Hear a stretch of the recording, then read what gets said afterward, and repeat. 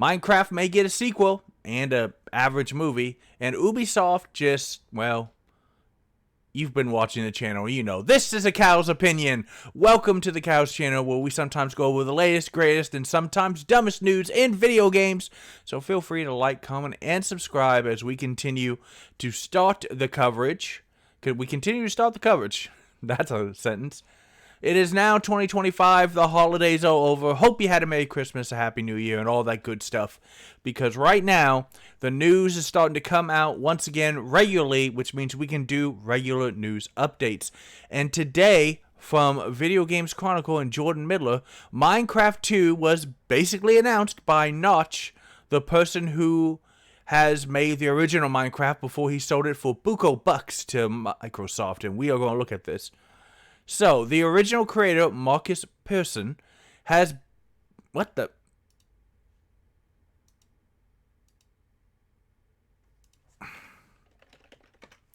I'm not editing this out. It's staying in, just so that you can see how stupid it is sometimes to get you guys content. I don't know why the hell it did that. I probably won't edit that out just because it's funny. But over on Twitter, or X if you want to be hip with it, I guess, or just really dumb, Notch suggested that he could spend the next year working on the spiritual successor to his blockbuster sandbox game. Now, as we know, Minecraft is the best-selling game of all time. And I know when you have stuff like Mario, when you have stuff like freaking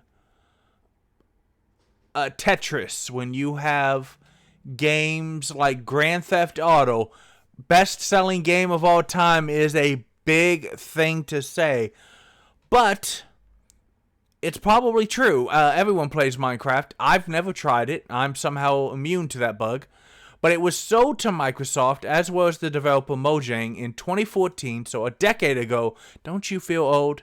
For $2.5 billion. Now, Mojang has done a couple of other games and some attempts at making new properties, and none of them really ever got to the level of Minecraft. Anywhere close, actually. But think about that. One game.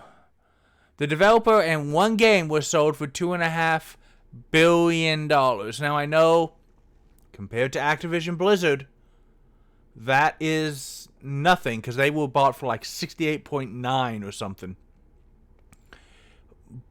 But Mojang was sold for billions of dollars by itself. Activision Blizzard has all of the Blizzard franchises, all of the King Mobile franchises, all of the Activision franchises, worldwide offices. Mojang is still a not super huge development team. So after he posted this poll asking what his fans would work on, and he later replied to users saying that he basically announced Minecraft 2. I thought that maybe people would actually want me to do another game that's super similar to the first one, and I loving working on games again. He kind of cashed out and went home. I don't super care exactly which game I make first, but I do know. Let's find his comment. Hopefully, this is okay. Yeah, this is clean. I don't know super care exactly what game I make first, says Notch, or even if I make more, but I do know I'm making one, so I figure I'd absolutely be willing to give it an honest shot in the form of a spiritual successor to Minecraft and put up a poll about it. My intentions are to be clear and honest about it, saying that spiritual successors are kind of, washed up, tragic. The things I'm feeling my next game is going to be anyway, and try to push myself to avoid. So why not do the thing that people do want and are willing to give me somehow even more cash for? Look, I'm not going to fault the man. I know some people have said certain things about Notch in recent years. His logic is sound in this one case at least. I intend for the money to probably be spent for good, but my God, have I learned I fail a lot. Winning is failing until you make yourself succeed. That's nice. I like that. That should be on a shirt. Oh, and I'm also very much being a man of my word, so I also intend to do this in a way that in no way tried to sneakily infringe on the incredible work that Mojang is doing, that Microsoft is successfully doing, the Microsoft poop about. Keep it a little PG. And I respect them for doing that. It's their job. And they, from what I understand, let the studio do things their way, which seems fair. Yeah, basically Microsoft has been really... Maybe that's why people have complained that there's not a lot of first-party Microsoft stuff coming the last year or two. because Microsoft tends to try to be as hands-off with their studios as possible. So unless he's working directly with Microsoft, Notch can't use the Minecraft IP. And last year, global theme park rights to Minecraft were acquired by Merlin Entertainments, who make Alton Towers, I don't know what that is, Peppa Pig World, I didn't know what that is. I didn't know that was a thing. Madam, word I can't pronounce, which I don't want that. And Legoland is the only one I know. So yeah, probably we'll get in Minecraft land somewhere, and gamers shall flock to it as our new mecca. A live-action Minecraft movie is also due for release this year, and it looks okay. I think that Jack Black and most of the other actors in the movie can carry it and make it at least watchable, but yeah, they went really weird with the art style on it, and I'm not sure why. So it's there. Maybe it will be good, maybe it will be bad. But this is a 2-for-1, guys, because we're also going to talk from That Park Place by M. Montanaro. Ubisoft just keeps making content. Once a titan in the industry, Ubisoft has experienced a dramatic and concerning decline in value over the past 4 years. So pre-pandemic, don't tell me, well, they just have had a really hard time getting things back to office and working for. No, this has been for 4 years, guys. In January of 2021, they were worth over $12 billion. Today, January of this year, 1.7. How do you destroy $10 billion in value? Well, if you've been paying attention to the channel, you know how, because we've been covering a lot of stuff. This is an alarming loss of approximately 85% of its market value, underscoring the severe financial turmoil and strategic missteps that have left the Assassin's Creed developers struggling to maintain its foothold in a highly competitive industry. And look, Assassin's Creed is part of the problem. Say what you want about the choices for the two playable characters, but even if we set that aside, the game was buggy. It took real-life organizations and used them without permission. It freaking, misidentified things, used the wrong language. And for a bunch of people, it's like, we're doing this to show how wonderful the Japanese culture is. They made some really weird character choices. They appropriated organizations for their own benefit. They don't even know how to write in Japanese. They've been having to change that.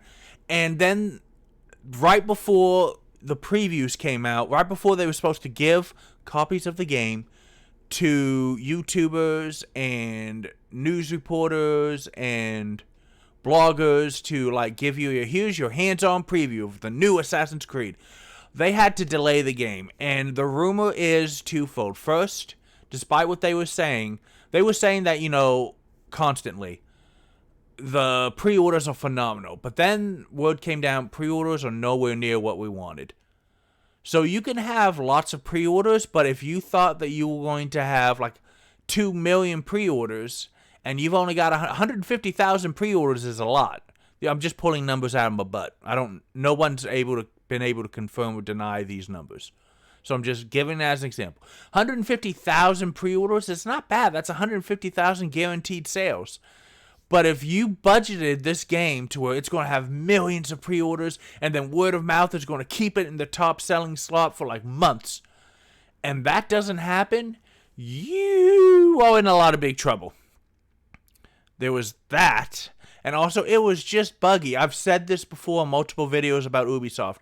I saw a video of the female Kunoichi, and she was comboing down a guy, just wailing on him, which would have been really cool. Except she was 10 feet away, striking him from melee, because the game was so buggy. Too many of these so-called AAA game developers are having unrealistic timelines, and then they're like, well, we'll patch it over the weeks and months following it. Just put it out there on time. And they're releasing buggy garbage. When I can go to Steam and I can get a solid A developer or an indie developer to give me a full complete game for less money that plays better, scores better on Metacritic and on opinion polls, and it's just a complete experience and more fun to play.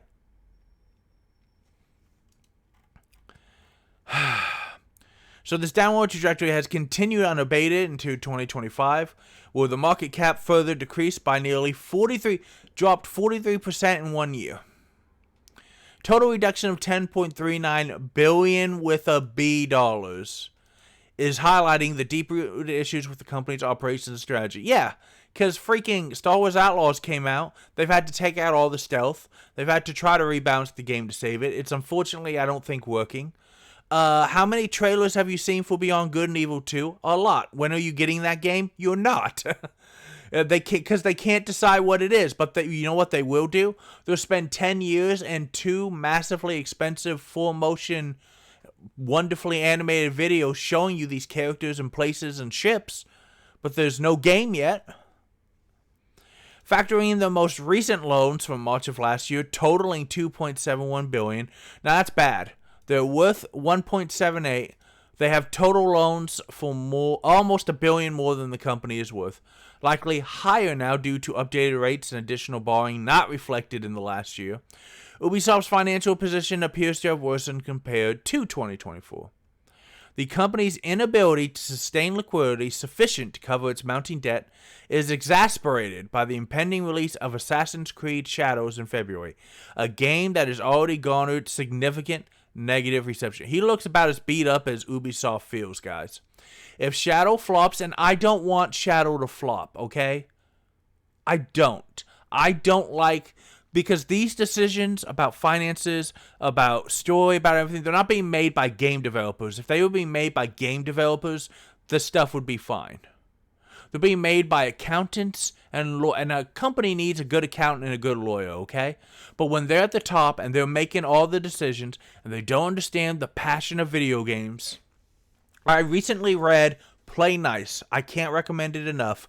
It's the book that came out in December that just chronicles the rise, fall, and iffy future of Blizzard Entertainment. And towards the end of it, Bobby Kotick was like, bring in all these people from like Procter & Gamble, because like we make and sell soap and dishwashers and all kinds of stuff. But that stuff is a lot more interchangeable than video games, because video games are entertainment, whereas soap is soap. Yeah, you can use a more high quality soap, but if you use regular soap, you don't care. But the constant, how do we monetize this into hell, and how do we get all this out, and how do we take all their money, is what is hurting gaming today. So if Shadow flops, it could cripple Ubisoft's ability to secure further loans to sustain operations for this year. With its current value to debt ratio, because the debt is higher than the value, no bank would be likely to extend additional credit without a solid assurance of repayment. Shadows could deepen Ubisoft's financial woes and potentially push the company to bankruptcy unless a miracle occurs. An industry expert, forgive me for the pronunciation, Joost van Doornen, who is the founder of Superdata, has voiced grim prognosis for Ubisoft, suggesting the company is on the verge of privatization and dismantling. He pointed out that Ubisoft's share price has nosedived, making it an attractive price. Yeah, this is how Microsoft got Activision Blizzard, when even Bobby couldn't keep all the house of cards and the garbage he was doing from falling. It fell so far that Microsoft could purchase it, and he just couldn't turn them down anymore. Its valuable assets, and particularly Rainbow Six Siege and the Assassin's Creed, could be worth more separately than together. The upcoming Assassin's Creed Shadows faces stiff competition from Ghost of Yotai, and recent failures suggest deeper organizational issues beyond individual game performance. Damn straight, man. It's time somebody... This is not a bunch of moron gamers going, "Ooh, I don't want to play as a woman." That does happen on occasion, let's be honest. People online are jerks. What do Mike Tyson always say? Some of y'all just got too comfortable with not getting punched in the face when you talk badly about people. That's what online lets you do. But this is... The number of failed games has got... And the bad writing and the stupid plot lines has gotten so out of hand, out of touch with what gamers actually want. You can't blame it on that anymore. Ubisoft's strategic missteps have significantly contributed to the decline. Recent game releases such as Star Wars Outlaws fell short of market expectations, with pre-orders reportedly abysmal and sales figures remaining undisclosed, which is always a red flag. The decision to release Outlaws on Steam shortly after launch, deviating from the exclusive Ubisoft platform strategy used for stuff like Valhalla of Assassin's Creed, suggests a desperate attempt to salvage sales and improve liquidity. Yeah. Look, you're just going to have to use Steam from the get-go. People like Steam. Valve made a really good platform, and it's hard to keep up with it. This move indicates the company lacks confidence in its own distribution channels, along with an inability to maintain strategic consistency. This article is a lot longer than I thought. Financially, they're going with the debt. We've already looked at this. There's an annual cost of almost 750 million euros to maintain almost 19,000 workers, and it is unsustainable. We've already covered the debt, and it's in euros, which is not, we calculate in freedom on this channel. But you get the point. Management points and issues are exacerbating. Van Dunen criticized their outdated development approach, which fails to engage players and build a strong community. And we covered this a couple weeks ago. The shutdown of XDefiant is not merely a failed launch, but a symptom of the broader problem. Ubisoft's inability to adapt distribution and development to contemporary demands. Layman terms, they're not putting the games out on Steam or consoles like people want. They're trying to do it through their own platform or physical only. They're not making games that people want. And they're not listening to gamers when gamers say, this is what we want. They're like, no, you want this. I've seen some terrible writing in the last couple of years on video games. God-awful writing. And these companies are like, I thought we did really good. That's the problem. They think they're doing phenomenal. And now they're realizing they're not. And some of the blame is on the pandemic because it slowed down game releases. So these games that they were making more of these games this terrible way, and they all started coming out, they all started to fail one by one, and they didn't understand why. We also have to look at, here's a great one, that Quad A game, Skull and... Isla will laugh every time I talk about Skull and Bones. They're trying to convince us that it was a Quad A game. Moreover, the costly development of Skull and Bones, which was between $650 and $850 million over a decade. You cannot make money. I guarantee you Grand Theft Auto 6 does not cost anywhere near this, and it had a long development cycle, guys. You cannot make money spending over $500 million over a decade. What kind of sales do you think you're going to get? Highlights inefficiencies in resource allocation and project management. This project, alongside the cancellation of multiplayer games like XDefiant, drained financial reserves without delivering returns. And here's the... Here it comes, guys. Some people are going to be upset at me, but this article is saying it, so we're going to look at it. Cultural and ideological overreach has also played a role in Ubisoft's downfall. And yes, I think that you deserve to have lots of different characters who look like lots of different people, and I have nothing wrong with that. But I do agree that game companies have spent too long telling us what we want instead of listening to what we're asking for. The company's intense focus on diversity, equity, and inclusion initiatives alienated a portion of the core fan base. This kind of stuff gets really high marks on Twitter, Blue Sky, Reddit, Facebook, all of your social media, Instagram. But here's the thing. This is the bad part. A lot of the people who cheer this kind of thing do not buy video games. They just don't. You're making a product for an audience that doesn't want the product. Just give us awesome characters, some of whom happen to look like me, and some of them happen to look like you.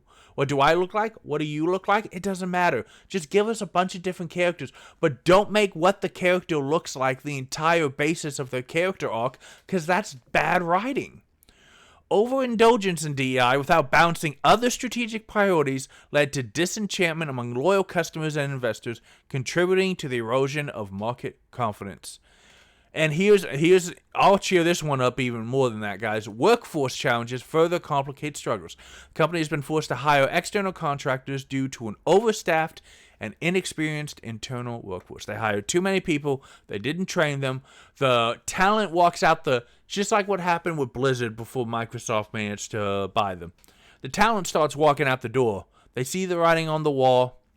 They've been there long enough. They're vested.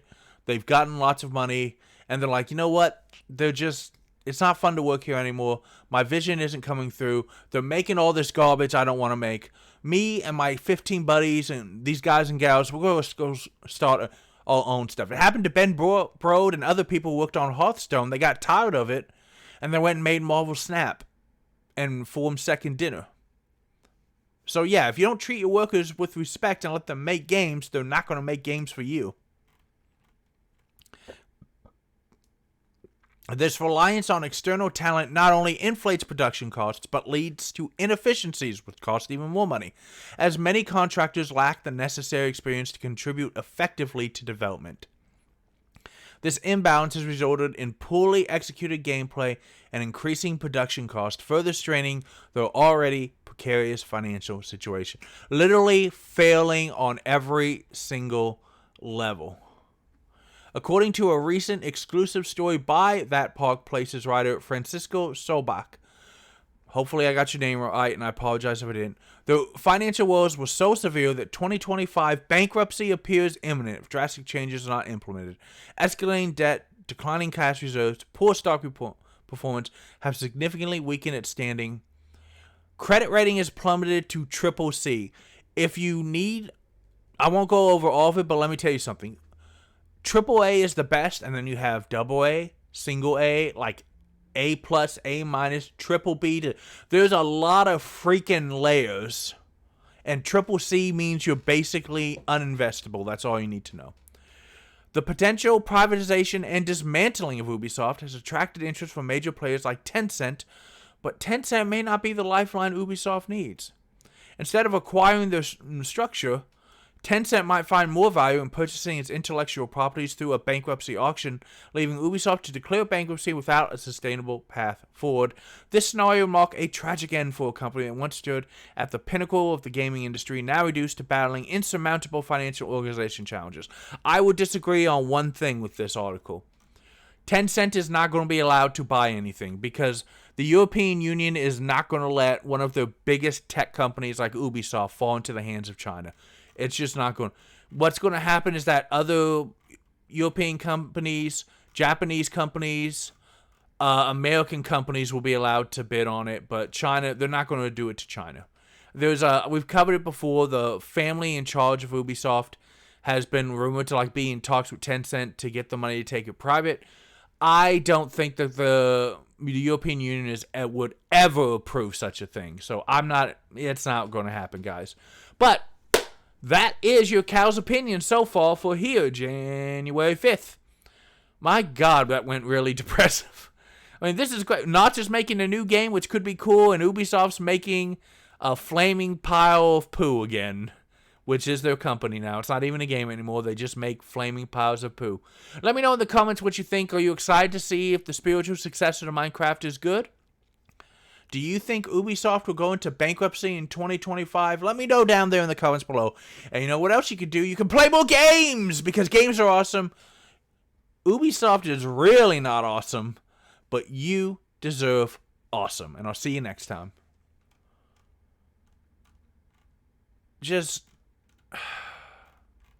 I don't even have a comment anymore for Ubisoft. It's just too depressing.